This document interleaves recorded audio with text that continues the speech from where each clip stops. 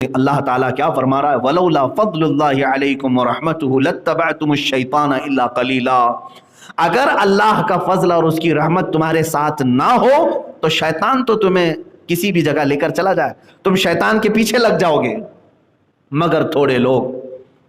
اس آیت سے یہ بات سمجھ میں آتی ہے میرے عزیزو، سلطان الاولیاء سیدنا عبد القادر جیلانی رضی اللہ تعالیٰ عنہ ایک بار نماز ادا کر رہے ہیں کھلے میدان میں، آسمان کا ایک ٹکڑا جو ہے ان کے اوپر سایہ بن گیا، چھاؤں ان پر ہے، باقی آس پاس سب دھوپ ہے۔ آپ نے نماز ادا کی، کسی اور کے ساتھ ایسا ہو تو وہ سب اپنی اتنی بڑائی ظاہر کر دے کہ میرے ساتھ تو آج بڑی کرامت ہو گئی ہے۔ آسمان کا ٹکڑا صرف سایہ ہی نہیں بنا بلکہ اس سے آواز بھی آنے لگی۔ کیا آواز آنے لگی کہ اے عبد القادر، میں تیرا خدا ہوں، میں نے تیری عبادت کو پسند کیا، میں نے آج سے تجھ پر جتنے حرام تھے سب حلال کر دیا، جو کچھ بھی تیرے لیے حرام تھے ساری چیزیں میں نے حلال کر دیا، تیرے لیے شراب حلال ہو گئی، عورتیں سب حلال ہو گئی۔ یہ اس ابر کے ٹکڑے سے آواز آئی۔ حضرت سیدنا عبد القادر جیلانی رضی اللہ تعالیٰ عنہ فوراً نماز کے بعد کہتے ہیں کہ یہ آواز میرے رب ذوالجلال کی طرف سے ہرگز نہیں ہو سکتی ہے۔ جو چیز میرے مصطفیٰ کریم صلی اللہ تعالیٰ علیہ وسلم کے لیے حرام ہو گئی ہو، عبد القادر کے لیے وہ کیسے حلال ہو سکتی ہے؟ اور قیامت تک کے لیے کوئی حلال نہیں کر سکے گا۔ یہ جواب حضرت سیدنا عبد القادر جیلانی کا ہے۔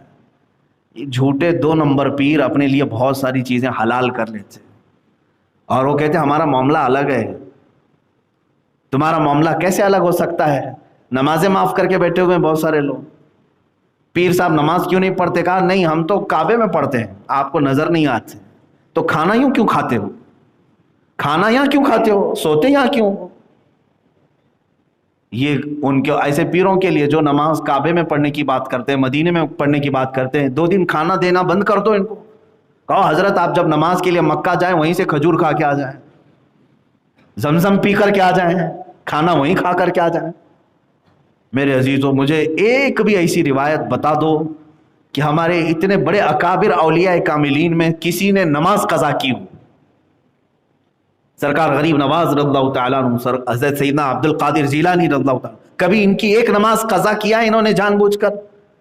یا اپنے کسی مرید سے کہا ہے کہ تم نماز نہ پڑھو میں تجھے بخشوا دوں گا، معاف کرا دوں گا؟ مجھے ایک روایت ایسی بتا دو۔ جب وہ پیران پیر ہو کر، بڑے ولی ہو کر، کبھی انہوں نے ایسا اعلان نہیں کیا، تو پھر یہ حرام حلال سب استعمال کرنے والے 2 نمبر کے جعلی پیر کیسے کہہ سکتے ہیں کہ تو نماز نہ بھی پڑھے تو میں تجھے معاف کرا دوں گا، میں ہوں نا تیرے پیچھے؟ بہت سارے مرید اسی بات میں ہیں، پیر صاحب بخشوا دیں گے، کہاں بخشوائیں گے؟ وہ خود جہنم میں جا رہے ہیں اپنے بدعمالیوں کی وجہ سے۔ عزیزان گرامی، حضرت سیدنا عبد القادر جیلانی رضی اللہ تعالیٰ عنہ جب یہ آواز سنتے ہیں تو جواب کیا دیتے ہیں؟ یہ میرے خدا کی ہو ہی نہیں سکتی، میرے رب کی طرف سے نہیں ہو سکتی یہ چیز، یہ تو ابلیس ہے، شیطان ہی ہے جو مجھے بہکانے کی کوشش کر رہا ہے۔ تو وہ بادل کا سایہ جو تھا وہ دھواں بن کے چلا گیا۔ شیطان اتنا بھی کر سکتا ہے، اندازہ کرو، وہ آسمان پر ابر بن کر کے تمہارے اوپر چھاؤں لا سکتا ہے، اس کا مطلب یہی ہوا نا، وہ ہوا ہو گیا، دھواں ہو کر کے ختم ہو گیا۔ اور پھر ابلیس لعین سامنے آیا، کیا پہچان لیا تو نے عبد القادر؟ تو بہت بڑا عالم ہے، بہت بڑا عالم ہے تو، اور تیرے علم نے تجھے آج بچا لیا، اگر تو عالم دین نہیں ہوتا تو میں تجھے گمراہ کر دیتا۔ اب سنو، سرکار عبد القادر جیلانی رضی اللہ تعالیٰ عنہ کہا کہ اے ابلیس لعین، تو دوبارہ مجھے گمراہ کرنا چاہ رہا ہے، میرے علم نے نہیں بچایا، اللہ کے فضل نے بچایا۔ وہی رب تعالیٰ فرماتا وَلَوْلَا فَضْلُ اللَّهِ عَلَيْكُمْ وَرَحْمَتُهُ لَاتَّبَعْتُمُ الشَّيْطَانَ، اگر اللہ کا فضل اور اس کی رحمت تمہارے ساتھ نہ ہو تو تم تو شیطان کے پیچھے لگ جاؤ گے۔ یہ اللہ کا فضل ہے جو ہمیں بچایا ہوا ہے۔ اسی لیے میں نے اعوذ باللہ من الشیطان الرجیم کی تفسیر میں یہ عرض کیا تھا شروع میں، مفسر شہیر حضرت حکیم الامت احمد یار خان نعیمی رحمۃ اللہ تعالیٰ علیہ نے بھی اس کو بیان فرمایا کہ ہم قرآن پڑھنے کے وقت اعوذ باللہ کیوں پڑھتے ہیں؟ تعوذ، جس کا مطلب ہوتا ہے نا، میں پناہ مانگتا ہوں، اے اللہ تیری پناہ مانگتا ہوں، کس سے؟ شیطان مردود سے۔ ہم ہمیشہ پناہ مانگیں۔ اور آپ تو یہ سوچتے ہوں گے کہ صرف قرآن پڑھنے کے وقت تعوذ پڑھنا چاہیے، بلکہ ہمارے بزرگوں نے بہت ساری زندگی میں عملیات بھی بتائے ہیں کہ تعوذ پڑھو آپ. جب آپ کو گناہوں کی خواہش ہونے لگ جائے اور اپنے آپ کو کنٹرول میں نہیں لا پا رہے ہو تو اعوذ باللہ کی کثرت شروع کر دو. اعوذ باللہ من الشیطان الرجیم، اعوذ باللہ من الشیطان الرجیم، زیادہ سے زیادہ پڑھنے لگ جاؤ. اعلیٰ حضرت فاضل بریلوی رحمۃ اللہ تعالیٰ علیہ خود فرماتے ہیں کہ میں سب سے زیادہ تعوذ پڑھتا ہوں. غصے سے بھی بچو گے، بہت ساری ایسی خرافات جو تمہاری نیکیوں کو تباہ کرتی ہیں ان سے بھی بچو گے، کیونکہ یہ سب شیطان کے عملے ہیں.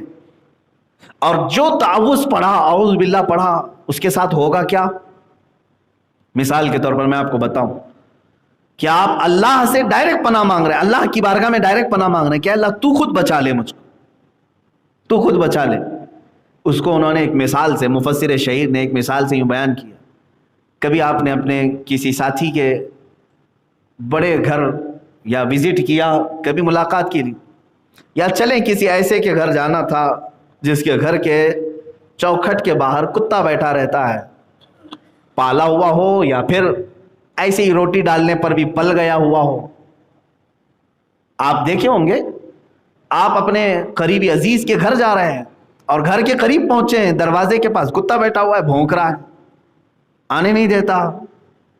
آپ نے بچنے کی بہت کوشش کی، کبھی ادھر سے کبھی ادھر سے، لیکن کتا بڑا ڈینجر ہے، وہ وہاں بھونکنے لگ جاتا ہے. پھر آپ کیا کریں گے؟ لکڑی بھی اٹھائے، پتھر بھی اٹھائے، لیکن وہ طاقتور تھا، کسی اور جگہ سے حملہ کر دیتا. تو آپ نے آواز لگائی اپنے دوست کو ہی، کہا کہ بھائی باہر آ جاؤ ذرا، تم اپنے کتے کو سنبھالو، مجھے اندر آنے نہیں دے رہا ہے. تو یہ ایک دنیا کی مثال ہے تقریب فہم کے لیے. وہ آیا، کتا اسے جانتا ہے، کتے سے اس نے تم کو الگ کر دیا اور دروازہ کھلا، اندر چلے گئے. تو یہ تو ایک دنیاوی ایک تقریب فہم کے لیے بتایا گیا، بلا تشبیہ بلا تمثیل. اللہ کی بارگاہ میں ہم نہ کوئی مثال دے سکتے نہ کوئی تشبیہ. مفسر شہیر احمد یار خان نعیمی رحمۃ اللہ علیہ فرماتے ہیں شیطان یہ ایک ایسا کتا ہے جو چھوڑا گیا ہے، وہ مردود ہے. اللہ سے اس نے چیلنج کیا اور اس کے راستے پر آنے والوں کے لیے بہکانے کے لیے اس کے راستے پر بیٹھنے کا وعدہ کیا ہے. لَأَقْعُدَنَّ لَهُمْ صِرَاطَكَ الْمُسْتَقِيمَ، میں تیرے سیدھے راستے پر بیٹھ جاؤں گا، اور جو اس راستے سے گزرے گا، کبھی اس کے سامنے سے، کبھی پیچھے سے، کبھی دائیں سے، کبھی بائیں سے، میں آ کر اسے بہکاؤں گا. یہ 8ویں پارے میں آیت ہے. شیطان نے اللہ سے یوں کہا ہے. تو آپ ظاہر سی بات ہے اس کے دربار تک پہنچنے میں یہی کتا حاوی ہو جاتا ہے، حائل ہو جاتا ہے، درمیان میں آتا ہے. کیا کریں ہم اس سے، کیسے بچیں؟ تو اسی لیے حکم ہوا میرے آقا صلی اللہ تعالیٰ علیہ وسلم کا کہ تم اپنے طریقے سے جتنی بھی کوششیں کرو گے اس سے بچنے کی، یہ کسی نہ کسی راستے سے پھر آ جائے گا. تو ڈائریکٹ اس کے مالک سے کہو جو اس نے اس کو بھی پیدا کیا.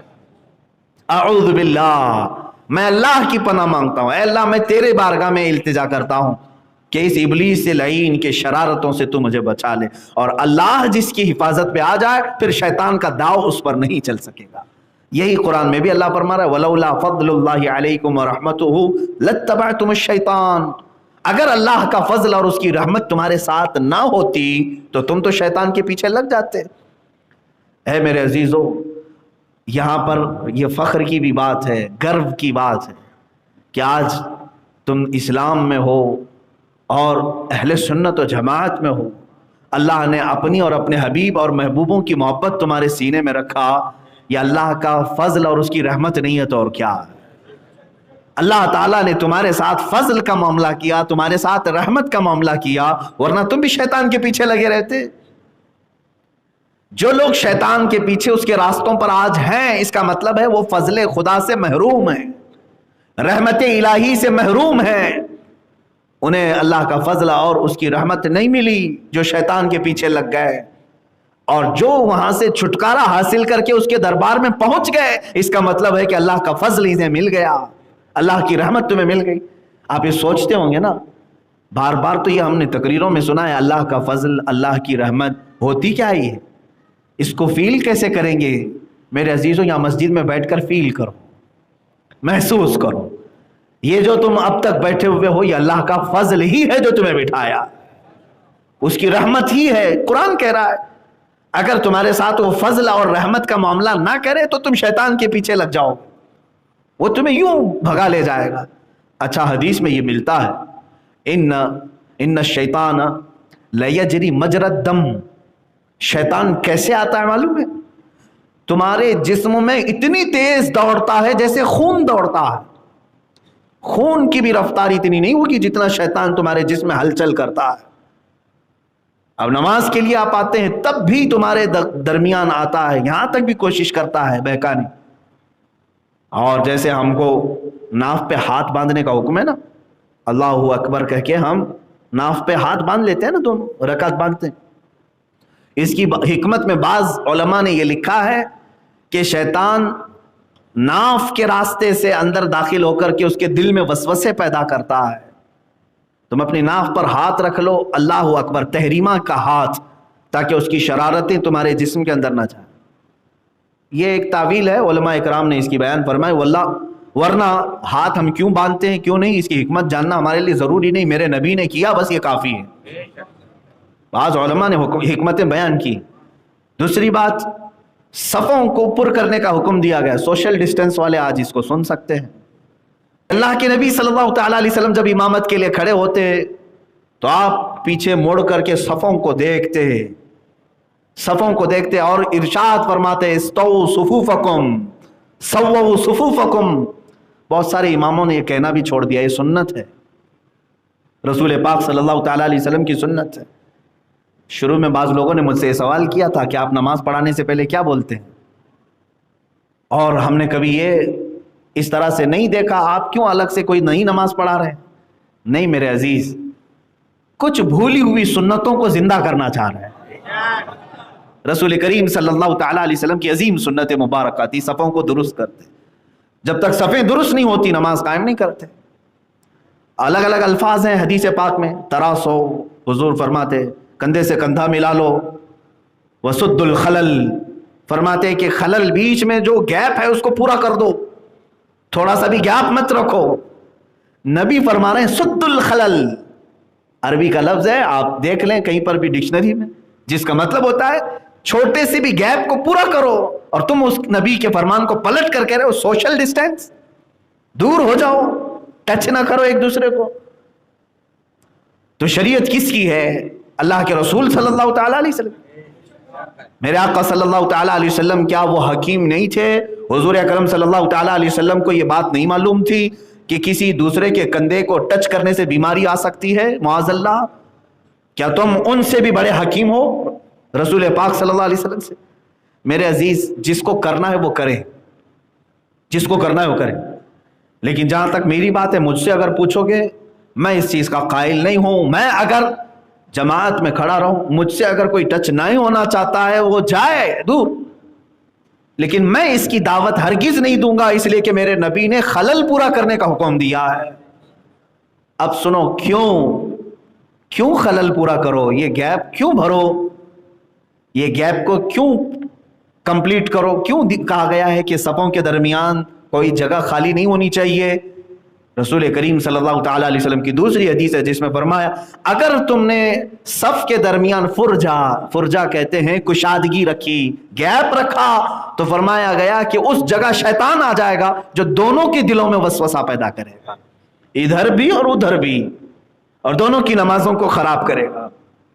میرے عزیزو، یہ اسلام ہی ہے جو تمہیں کندھے سے کندھا لگانے کا بھی حکم دیتا ہے اور دل سے دل ملانے کا بھی حکم دیتا ہے۔ آپ ہرگز یہ نہ سمجھیں کہ میرے بغل میں کھڑے ہونے والا کوئی غریب ہے، مجھ سے ٹچ کیسے ہو رہا ہے؟ نہیں، ہم نے اسلام کو دیکھا ہے کہ جہاں صدیق اکبر کھڑے ہوتے ہیں ان کے بغل میں بلال حبشی بھی کھڑے ہو جاتے ہیں۔ غلام اور امیر المومنین ایک ساتھ صف میں کھڑے ہو گئے ہیں، اسی لیے مشہور شاعر نے یہ کہا تھا، آ گیا عین لڑائی میں گر وقت نماز، قبلہ روحوں کے زمین بوس ہوئی قوم حجاز، ایک ہی صف میں کھڑے ہو گئے محمود و ایاز، نہ کوئی بندہ رہا نہ کوئی بندہ نواز۔ آج وہ تاریخ الٹ دی گئی ہے، یہاں بندہ الگ ہو گیا ہے، بندہ نواز الگ۔ بندہ نواز تو کوئی ہوگا بھی نہیں آج، لیکن بس یہ ہے کہ بعض لوگوں کو ایسا لگتا ہے کہ یہاں سے کورونا آ جائے گا، اپنے آپ کو سیکیور کرنے کے لیے کیا کیا حربے وہ اپنا رہے ہیں۔ اچھا، میرے پاس کچھ لوگوں کی ڈیٹیلز ہیں، میں مذاق نہیں کرنا چاہتا، لیکن افسوس ہے مجھے، جو لوگ بہت زیادہ خوف زدہ تھے اس میں، اور سینیٹائزر سے انہوں نے صرف ہاتھ نہیں، میرے خیال سے پورا جسم بھی دھو لیا ہوگا تقریباً، میں مبالغہ نہیں کرنا چاہتا، لیکن زیادہ سے زیادہ وہ کھانے کے برتنوں کو تک بار بار ہر چیز سے پوچھ کر مسجدوں میں نہیں آئے اور سوشل ڈسٹینس کا بہت خیال رکھا، لیکن میں نے ان کے جنازے بھی پڑھے، آج وہ موجود نہیں، اسی بیماری نے انہیں جکڑ لیا، اسی بیماری میں مر گئے۔ یہ تمام احتیاط بھی ان کو بچا نہیں بچا سکے۔ جب یہ معلوم ہی ہے کہ موت و حیات اللہ کے دست قدرت میں ہے، تو مومن کو چاہیے کہ احتیاط کرے، احتیاطی تدبیر رکھے، لیکن اتنا بھی زیادہ نہیں کہ تمہیں چھوت چھات والے معاملات آ جائیں، چھوت چھات کے یہ سب معاملات آ جائیں۔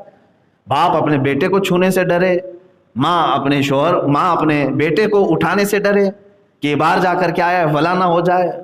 یہ تمام چیزیں آج کی ڈالی ہوئی ہیں، حالانکہ میرے عزیزو یہ ٹاپک میرا چینج نہ ہو جائے، بہرحال میں یہ کہنا چاہ رہا تھا کہ شیطان تمہیں ہر جگہ حملہ کرنے کی کوشش کرے گا، اگر اللہ کا فضل اور اس کی رحمت تمہارے ساتھ نہ ہو تو تم اس کے پیچھے لگ جاؤ، یہاں تک کہ بستر پر تمہارے شیطان آتا ہے، کھانے کے برتن میں شیطان آتا ہے، استنجا خانے میں شیطان رہتا ہے، تمہارے ہر جگہ پر شیطان آ رہا ہے۔ اگر اللہ تمہاری حفاظت نہ کرے، فضل اس کا نہ ہو، تو پھر تم شیطان کے پیچھے لگ جاؤ۔ کھانے میں شامل ہوتا ہے، بستر میں شامل ہوتا ہے، اسی لیے فرمائے گا نا، جب بھی تم بستر بچھاؤ سونے کے لیے اس کو 3 مرتبہ جھاڑو، اعوذ باللہ من الشیطان الرجیم اور بسم اللہ الرحمن الرحیم پڑھ کر کے بستر پر لیٹو، ورنہ پوری رات شیطان تمہارے ساتھ رہے گا، کھیلے گا، برے برے خیالات لائے گا، نفس امارہ جو شرارتیں کرتا ہے، شیطان بستر پر ہوتا ہے، سینے پر سوار ہوتا ہے، گندے وسوسے ڈالتا ہے۔ اور اسی لیے دیکھیں آپ بیت الخلاء میں ٹوائلٹ میں جانے کے وقت بھی آپ کو کیا سکھایا گیا؟ اللہم انی اعوذ بک من الخبث والخبائث، یہ شیطانی ہے خبث اور خبائث۔ اے اللہ میں تیری پناہ مانگتا ہوں خبیث شیطانوں سے، مرد ہوں یا عورتیں، دونوں قسم کی وہاں پر ہوتی ہیں۔ عورت جا رہی ہے تو اسے مرد شیطان بہکاتا ہے، مرد اندر جا رہا ہے تو اسے خبیثائیں، عورت جو شیطان ہے اس کی شرمگاہ سے کھیلتے ہیں۔ ایک صحابی رسول کا تو اس بات میں انتقال ہو گیا ہے، انتقال ہو گیا، تبھی تو میرے آقا صلی اللہ علیہ وسلم نے تعلیم دی کہ جو بھی جائے بیت الخلاء میں ٹوائلٹ میں پڑھ کر کے جائے، شیطان کہاں نہیں چھوڑے گا تمہیں، ہر جگہ۔ اسی لیے حکم یہ بھی ہے کہ جب تم کھانا کا لقمہ اٹھاؤ تو بسم اللہ پڑھ لو، ورنہ تمہارے لقمے کے ساتھ شیطان اندر ہوگا، وہ تمہارے کھانے کا جو نور ہے، جو رزق کی برکت ہے، وہ چھین لے گا۔ اور اگر بھول بھی گئے شروع میں بسم اللہ، تب بھی میرے آقا نے فرمایا جس وقت یاد آئے، آخری لقمہ بھی تمہارا اگر بچہ ہو تو بسم اللہ پڑھ لو، بسم اللہ فی اولی و آخری پڑھ لینا، یہ بسم اللہ بتائے گا، بسم اللہ فی اولی و آخری۔ تو حضور صلی اللہ علیہ وسلم نے فرمایا جو شروع سے وہ شامل تھا وہ سب الٹ دے گا، وہ سب الٹ دے گا، اس کو نفع کچھ نہیں ہوگا تمہارے کھانے سے۔ تو تمہیں تو بچایا ہے اللہ کے نبی صلی اللہ علیہ وسلم نے ہر جگہ پر، تو اس سے اندازہ کرو کہ شیطان سے تمہاری جنگ کہاں کہاں ہے۔ اگر اللہ کا فضل تمہارے ساتھ نہ ہو تو پھر شیطان کے پیچھے لگ جاتے۔ اب بھی ہمارے بہت سارے لوگوں کے ساتھ یہ معاملات ہو گئے ہیں کہ شیطان ان پر غالب آ جاتا ہے، اسی وجہ سے وہ دربار الہی کو چھوڑ کر اس کی پیروکاری میں لگ جاتے ہیں۔ ابلیس لعین انہیں اذان سے دور لے کر کے چلا گیا۔ بعض لوگوں کو ہم نے دیکھا ہے کہ رات بھر جاگتے رہے، اذان کی آواز قریب آئی کہ سونے کے لیے چلے گئے، کیونکہ یہ شیطان بھاگتا ہے اذان کی آواز سن کر، وہ اپنے ساتھ لے گیا۔ ایسا جو اذان کو منہ پھیر کر کے جو بھاگ رہے ہیں، جا رہے ہیں، تو وہ یہ بات بھی یاد رکھ لیں کہ وہ اللہ کے فضل سے محروم ہو گئے۔ اللہ کا اگر فضل ان کے ساتھ ہوتا تو اس کے ساتھ نہ جاتے بلکہ اللہ کے گھر آتے۔ اس کا دوسرا ایک رخ یہ بھی یاد رکھ لیں، اللہ کا فضل ان کے ساتھ نہیں ہے اور اللہ کی رحمت سے وہ محروم ہیں، اس کی وجہ سے دور ہو گئے۔ اور یہ بھی دیکھنے کو ملا بہت دور سے کچھ لوگ آ گئے اور قریب میں رہنے والے اندر نہیں آ سکے، قریب میں رہنے والے نہیں آ سکے۔ مسجد کی دیوار سے ٹیک لگا کر کے بیٹھا ہوا آدمی اندر داخل نہیں ہو سکا، اس لیے کہ اللہ کی رحمت سے وہ محروم، اللہ نے اسے اپنی رحمت سے دور رکھا ہے۔ یہ قرآن کی آیت میں پڑھ رہا ہوں۔ اور کچھ بہت دور سے چل کر کے آیا، اس لیے کہ اللہ کا فضل اس کے ساتھ تھا جو اسے یہاں تک پہنچایا۔ عزیزان گرامی، اسی لیے مسجد میں آنے کے وقت، مسجد میں جانے کے وقت بھی یہی سوال کرنے کا حکم دیا گیا نا، جب مسجد سے باہر جاتے ہیں تو آپ اللہ سے کیا سوال کرتے ہیں؟ اللہم انی اسألک من فضلک و رحمتک، اے اللہ میں تجھ سے سوال کرتا ہوں تیرے فضل کا اور تیری رحمت کا، کیونکہ اب باہر جانے کے بعد پھر ڈینجرس سچویشن شروع ہوتی ہے کہ شیطان ہر قدم پر میرے ساتھ آئے گا۔ یہی دو چیزوں کا ذکر اس آیت میں بھی آیا ہے، اللہ کا فضل اور اس کی رحمت۔ اگر تمہارے ساتھ نہ ہو تو تم شیطان کے پیچھے پیچھے چلو گے۔ اور ہم کو مسجد سے نکلنے کے وقت دعا بھی کیا سکھائی گئی؟ یہی مانگو کہ اللہ میں تیرا فضل اور تیری رحمت کا سوال کرتا ہوں، باہر بھی جاؤں تو اپنا فضل میرے ساتھ رکھ۔ اور جس کی یہ دعا قبول ہو گئی انشاءاللہ العزیز وہ موت تک شیطان کے حربوں سے محفوظ رہے گا۔ میرے عزیزو، بچوں کو تک شیطان مارتا ہے، یہ بھی حدیث پاک۔ مغرب کا وقت ہو جائے تو بچوں کو اندر لے لو، حدیث رسول ہے۔ اس لیے کہ شیطان اپنی پوری فوج کو لے کر کے نکلتا ہے، اور جو بچے قریب آتے جاتے ہیں ان کو اسے تھپڑ لگاتے ہوئے چلا جاتا ہے، یعنی ہاتھ مارتے ہوئے جاتا ہے۔ اور جس بچے کو وہ ہاتھ مارتا ہے، چاہے وہ سر پہ مارے، جسم پر مارے، اس کو دو اثرات شروع ہوتے ہیں۔ ایک یا تو ضدی پن یا پھر شرارت شروع کر دیتا ہے۔ شرارت وہ بھی آؤٹ آف لیول، بعض بچوں کی شرارت ہو جاتی ہے لیول سے بڑھ کر، چھوٹی موٹی شرارتیں تو سب کی ہوتی ہیں، ضدی پن آتا ہے، شرارتیں زیادہ ہو جاتی ہیں۔ یا پھر تھوڑا سا بچہ سمجھدار ہے تو اس کے ذہن میں خرافات آ جاتی ہیں، جو بڑے لوگ نہیں کرتے وہ بچہ کرنے لگ جاتا ہے، غلیظ حرکتیں کرنے لگ جاتا ہے۔ یہ شیطان کا مس ہے، یعنی اس کا تماچا ہے یا اس کا جھاپڑ سمجھ لو، تھپڑ سمجھ لو جو لگ جاتا ہے۔ اسی لیے حکم دیا گیا مغرب سے پہلے بچوں کو اپنے گھروں میں لے لو۔ ہمارے محلوں میں تو مغرب کے بعد بچوں کو باہر نکالتے ہیں۔ انگلینڈ میں آج بھی، انگلینڈ برطانیہ میں آج بھی پولیس ڈپارٹمنٹ کی طرف سے کہا گیا ہے کہ جو نابالغ بچے ہیں وہ مغرب کے بعد باہر نہ دکھائی دیں۔ جرائم پر کنٹرول کرنے کے لیے رات سے پہلے بچوں کو اندر لینے کا آرڈر دیا گیا۔ چند سال پہلے کی ایک خبر میں نے پڑھی تھی۔ میرے عزیزو، بچوں کو یہاں پر بہکاتا ہے، جوانوں کو الگ، بوڑھوں کو بھی الگ، یہاں تک کہ موت کے منہ میں جا رہے ہوتے اس وقت تک بھی بہکاتا ہے۔ اس وقت بھی جب تم موت کے منہ میں جا چکے ہو، قریب ہے کہ روح نکلنے والی ہے، تب بھی وہ سرانے کے پاس کھڑا رہتا ہے اور ہاتھ میں میٹھا پانی، ٹھنڈا پانی لے کر کھڑا رہتا ہے۔ وہ کہتا ہے کہ تیری ساری تکلیف دور ہو جائے گی، سارا تیرا یہ جو نزع کا معاملہ ہے ختم ہو جائے گا، بس ایک بار میری بات سن لے۔ جس خدا کی تو عبادت کرتا تھا وہ جھوٹا ہے اور میں سچا ہوں، معاذ اللہ۔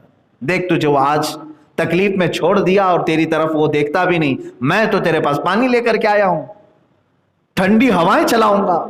جو کمزور ایمان والا ہے وہ پانی کی آس میں اگر اس کو کہہ دے کہ تو ہی سچا ہے، تو جیسی وہ کہے گا وہ شیطان پیالہ پٹک دے گا اور اس کی روح نکل چکی ہوگی، کفر پر موت ہو گئی۔ پوری زندگی عبادت کرتا رہا لیکن موت سے تھوڑی دیر پہلے شیطان نے اس کو کافر بنا دیا۔ پانی کا ایک قطرہ بھی نہیں پلائے گا، وہ جھوٹا پانی ہوتا ہے، پانی ہوتا ہی نہیں، شعبدہ بازی، دکھائی کچھ اور دیتا ہے۔ تو مجھے بتاؤ میرے عزیزو، ہماری جنگ تو موت کے منہ میں جانے تک شیطان کے ساتھ ہے، اور آپ اتنے ہلکے میں لے کر کے اگر اس کو آسان زندگی گزارنے لگیں تو سمجھ لو کہ پھر خاتمہ کیسا ہوگا، خاتمہ کیسا ہوگا۔ اسی لیے ڈرتے رہو اور اللہ کے فضل اور اس کی رحمت کا سوال ضرور کرو کہ اے اللہ میں تیرے فضل اور تیری رحمت کا سوال کرتا ہوں۔ اور اللہ نے جب یہ فرما دیا تو حق بات ہے، اللہ خود فرما رہا ہے وَلَوْلَا فَضْلُ اللَّهِ عَلَيْكُمْ وَرَحْمَتُهُ لَاتَّبَعْتُمُ الشَّيْطَانَ إِلَّا قَلِيلًا۔ اگر اللہ کا فضل اور اس کی رحمت تم پر نہ ہوتی تو شیطان تمہیں لے جا چکا ہوتا، شیطان کے پیچھے تم لگ چکے ہوتے۔ اے اللہ جس طرح آج تک تو نے ہم پر فضل کیا ہے، دین اسلام پر قائم رکھا ہے، اہل سنت و جماعت پر رکھا ہے، تیرے حبیب کا اور تیرے محبوبوں کا سچا ہمیں معتقد بنایا ہے، ان کی محبت رکھا ہے، قرآن کی عظمت ہمارے سینوں میں بٹھائی ہے، قرآن کا احترام تو نے آج ہمیں دیا ہے، تو یہ سب تیرا فضل ہے مولا۔ اب بقیہ زندگی میں ہم صرف سوال یہ کرتے ہیں کہ جس طرح تو نے حق دین پر ہمیں رکھا ہے، قبر میں جانے تک ہم سب کو حق دین پر قائم رکھ۔ یا مقلب القلوب ثبت قلوبنا علی دینک یا اللہ، اے دلوں کو پھیرنے والے خدا ہمارے دلوں کو ہمیشہ تو اپنے دین پر قائم رکھ۔ وآخر دعوانا الحمدللہ رب العالمین۔